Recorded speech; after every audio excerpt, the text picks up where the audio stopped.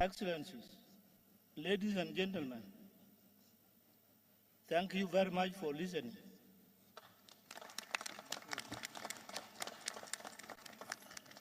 Thank you very much. It's now my honor to call upon Her Excellency, President Samia Suluhu, President of the United Republic of Tanzania.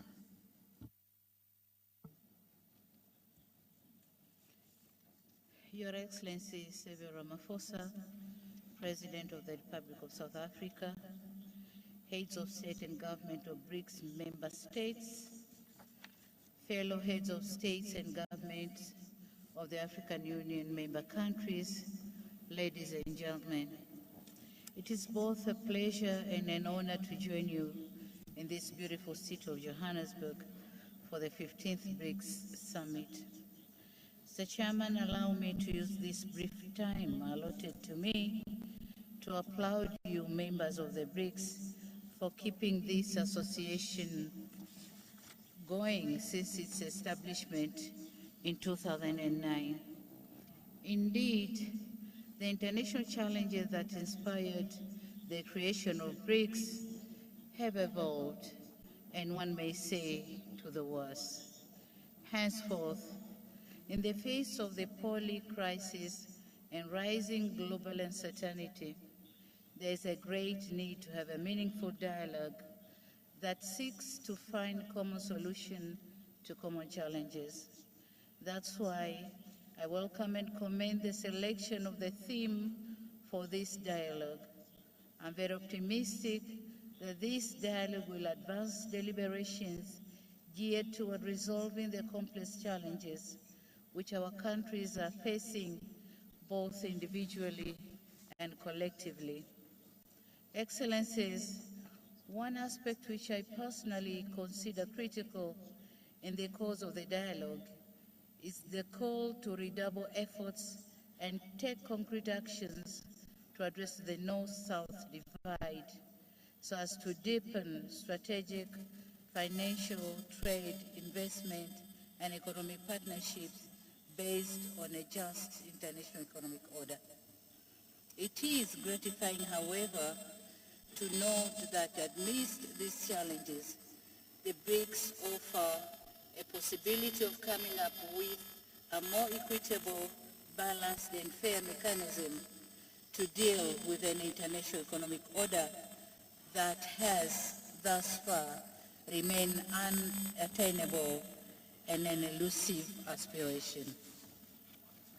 It is on these grounds that BRICS African Partnership needs to focus on unlocking potential opportunities on the continent towards realization of both Agenda 2063 and the Sustainable Development Goals, which includes the operationalization of African Free Trade Area. Forging ahead, Tanzania envisages the BRICS African Partnership that supports African endeavors in promoting and strengthening regional value chains, and furthermore, partnership that can promote or help African producers to be able to gain access to broader export markets. Excellencies, the second issue which I wish to underscore is the continued relevance and the validity of multilateralism. I note with satisfaction that this has been captured in the theme of this summit.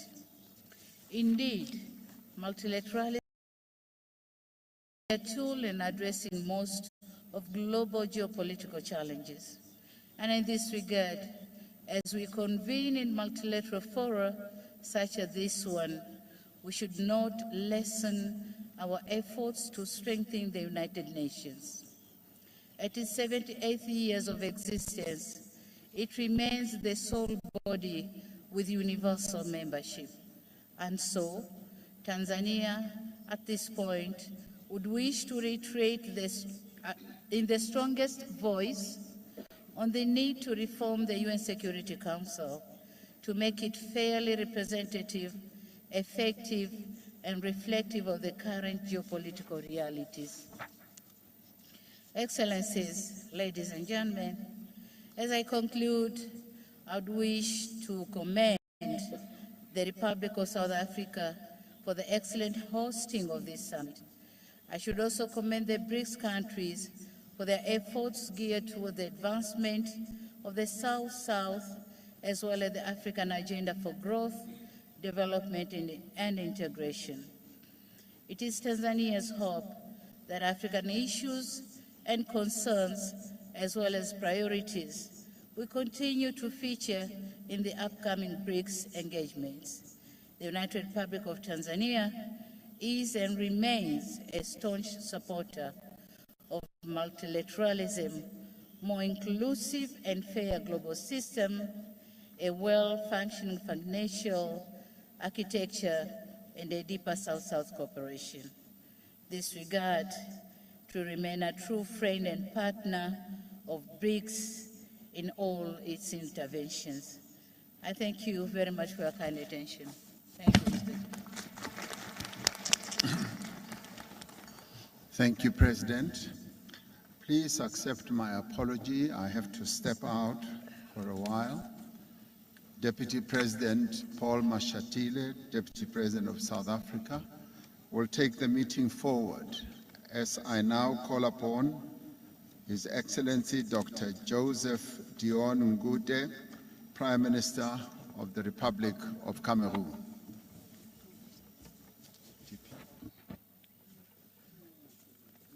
Your Excellency Cyril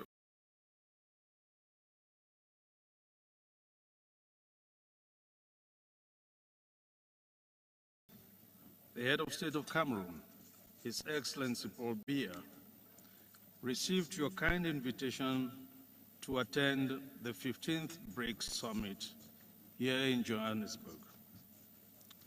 The Head of State would have liked to be here in person, but owing to a prior engagement, he has asked me to represent him.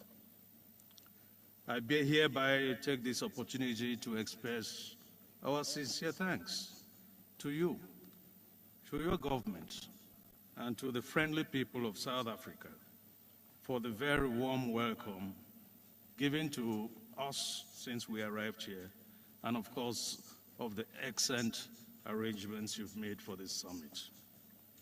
At this moment, I would like to pay a vibrant tribute to the leaders of BRICS, their excellencies, Luiz Inácio Lula da Silva of the Federative Republic of Brazil, Vladimir Putin of the Russian Federation, Narendra Modi of the Republic of India, whom we heartily congratulate for the successful landing of the space vessel on the south side of the moon.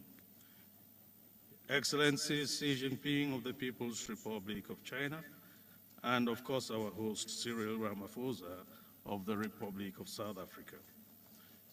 I wish to emphasize that Cameroon has excellent cooperation ties with each of your countries. Your Excellencies, Head of State and Government, distinguished guests, ladies and gentlemen.